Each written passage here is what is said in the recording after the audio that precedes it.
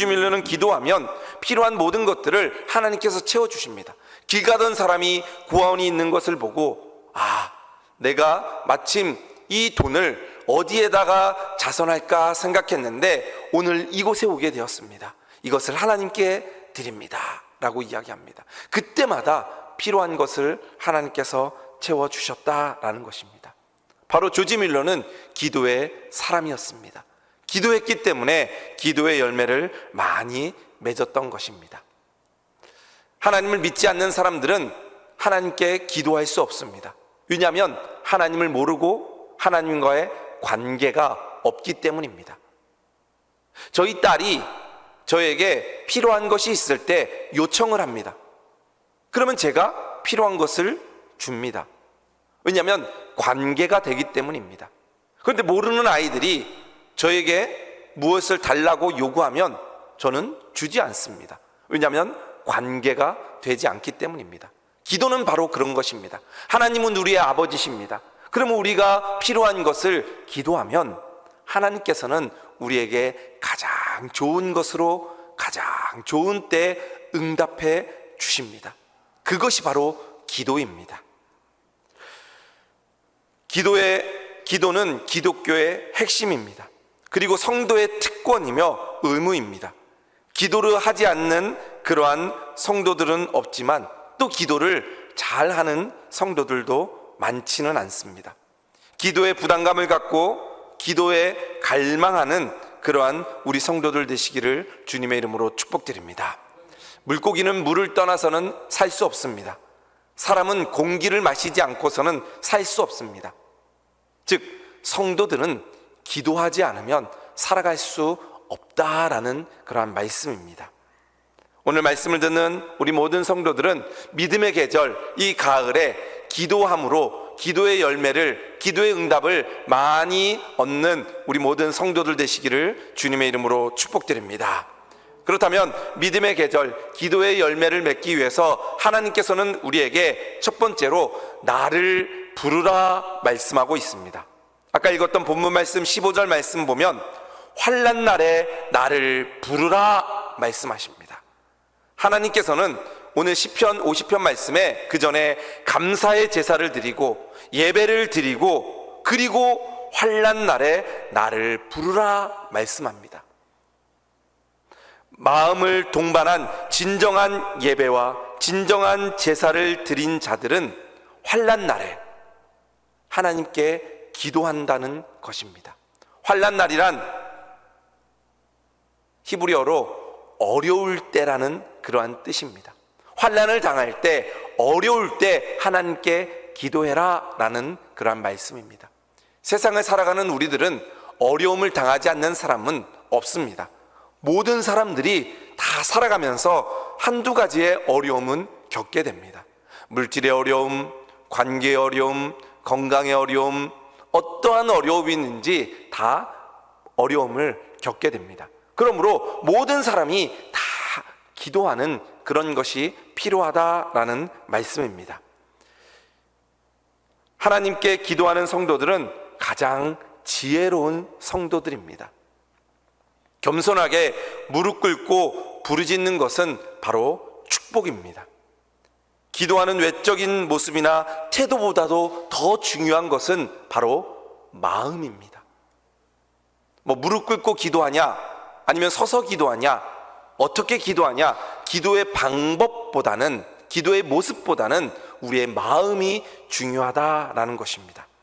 우리의 마음을 하나님께 향하고 하나님께 전적으로 모든 것을 맡기고 하나님만 바라보는 것, 그것이 바로 기도입니다. 하나님이 나의 전부시고 나는 아무것도 아닙니다. 나는 아무것도 할 수 없습니다. 하나님은 무엇이든지 할 수 있습니다. 하나님께 다 맡기고 하나님께 두 손을 드는 것이 바로 기도입니다. 하나님을 믿는 그 믿음으로 하나님께 구하는 것이 바로 기도입니다. 제가 지난번에도 말씀드렸듯이 남미의 인디언들이 원숭이를 잡기 위해서 사용하는 방법이 있습니다. 그것은 바로 주둥이가 작은 원숭이의 손이 간신히 들어갈 만한 항아리를 준비하고 그 항아리에 바나나를 넣어둡니다. 그러면 이 바나나를 먹고 싶은 원숭이가 와서 그 항아리에 손을 집어넣습니다. 그리고 바나나를 잡습니다. 근데 이 바나나를 꺼내려고 하니까 주먹을 쥔 손이 빠지지 않습니다. 그래서 결국에는 인디언이 그것을 보고 원숭이에게 와서 원숭이를 잡습니다. 원숭이를 잡을 때까지 이 원숭이는 이 항아리에서 손을 꺼내지 않습니다.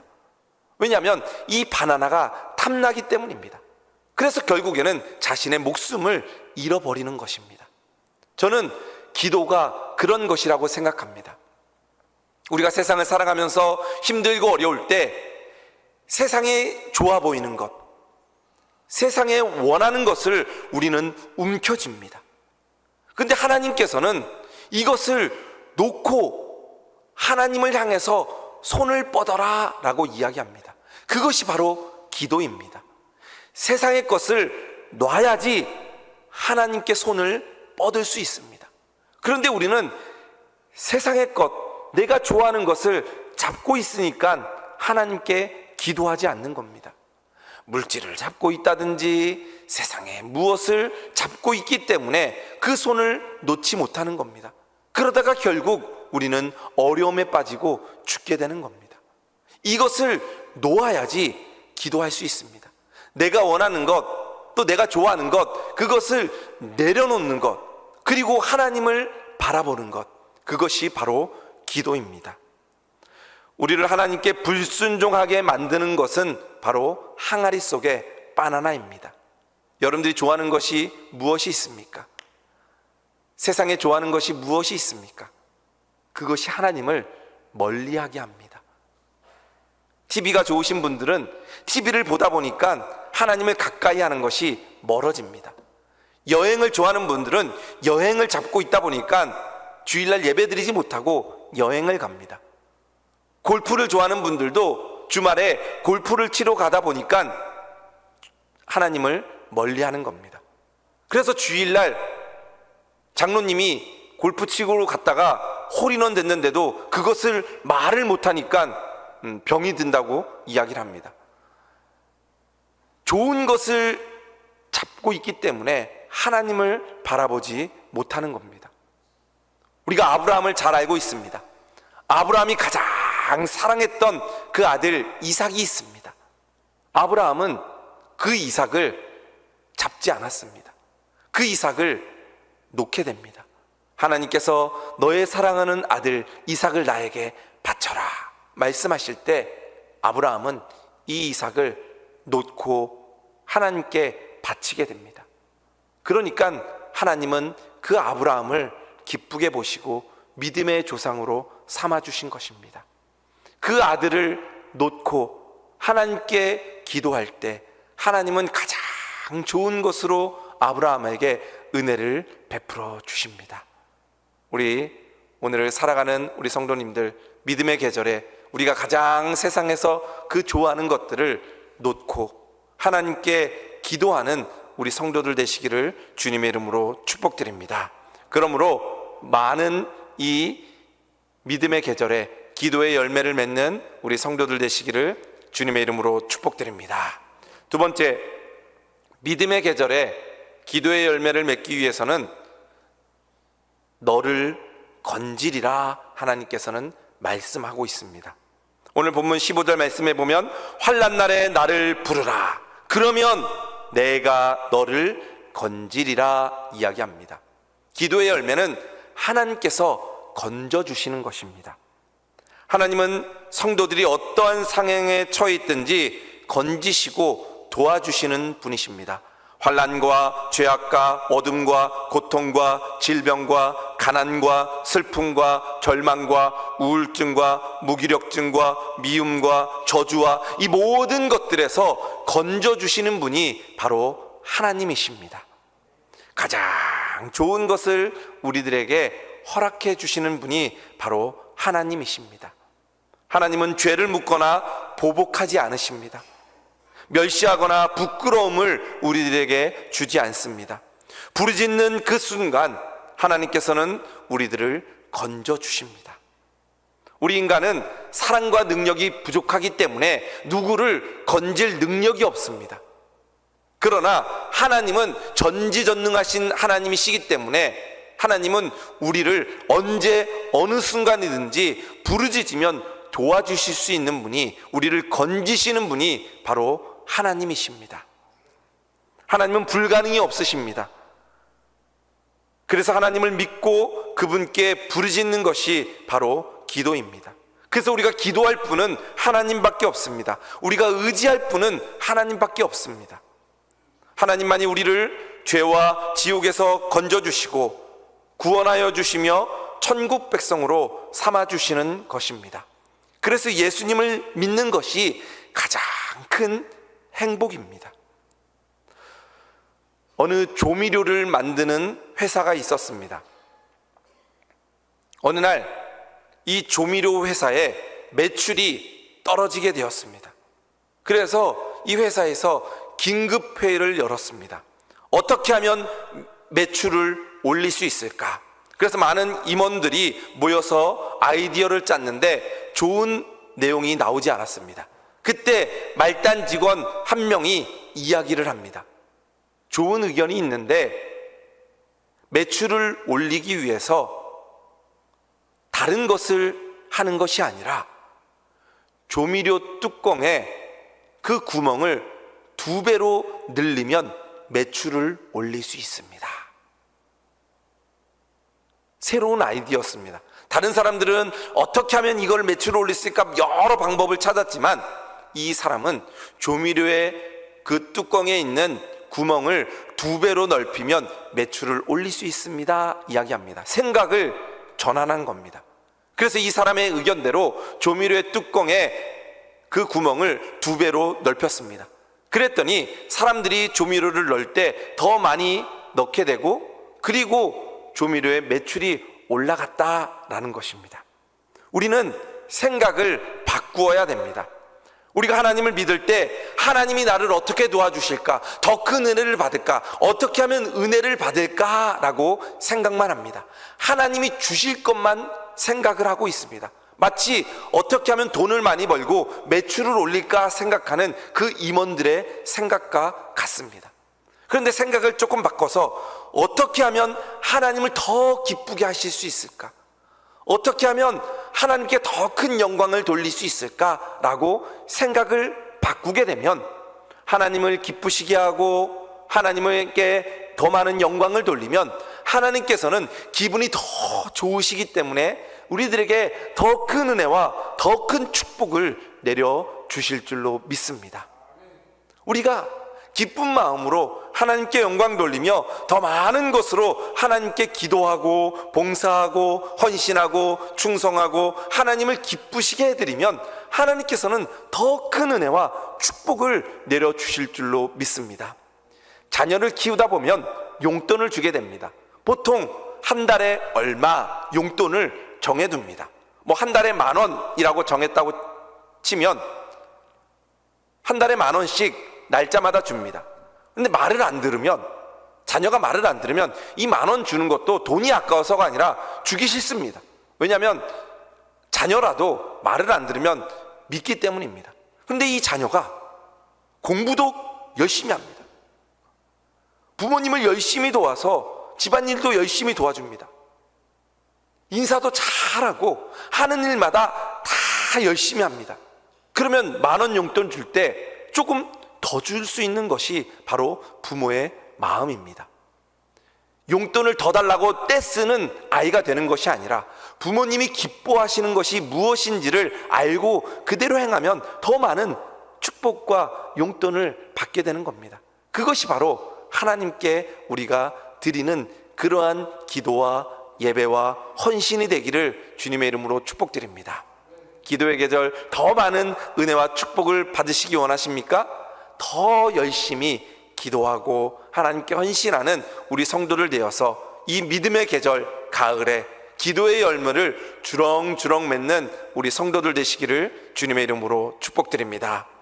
마지막으로 믿음의 계절 기도의 열매를 맺기 위해서 하나님께서는 우리에게 나를 영화롭게 하라 말씀합니다. 우리가 읽었던 15절 본문 말씀에 보면 환난 날에 나를 부르라. 내가 너를 건지리니 내가 나를 영화롭게 하리로다. 아멘.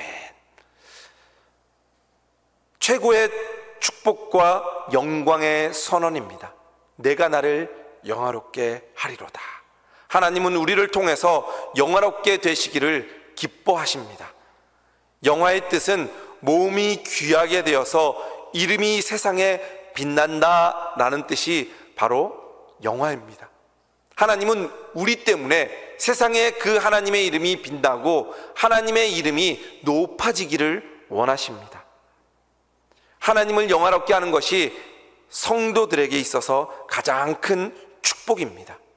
우리 장로님 때문에, 우리 권사님 때문에, 우리 집사님과 성도님들 때문에 하나님의 이름이 높아지기를 주님의 이름으로 축복드립니다. 여러분들이 열매를 맺고 잘 되면 울산 충성교회 다니는 아무아무 권사님, 야, 하나님 믿더니 이렇게 너무나 잘 됐어. 나도 하나님 믿어볼까? 마치 요셉처럼 그런 사람이 되는 겁니다. 요셉이 힘들고 어려울 때 하나님을 믿는 믿음으로 열심히 그 맡은 일을 하다 보니까 하나님을 영화롭게 하는 그러한 일들이 일어나게 된 것입니다. 하나님을 영화롭게 해드리기 위해선 우리의 시간과 물질과 은사와 생명을 충성을 다해 하나님께 드려야 됩니다. 의무나 아까운 것이 아니라 하나님께 최고의 축복을, 하나님께 최고의 행복을 드릴 수 있는 그러한 기회가 되는 것입니다. 이 모든 일은 은혜 속에서 진행됩니다. 강제로 하라고 해서 하지 않습니다. 저는 헌금 설교하는 것을 별로 좋아하지 않습니다.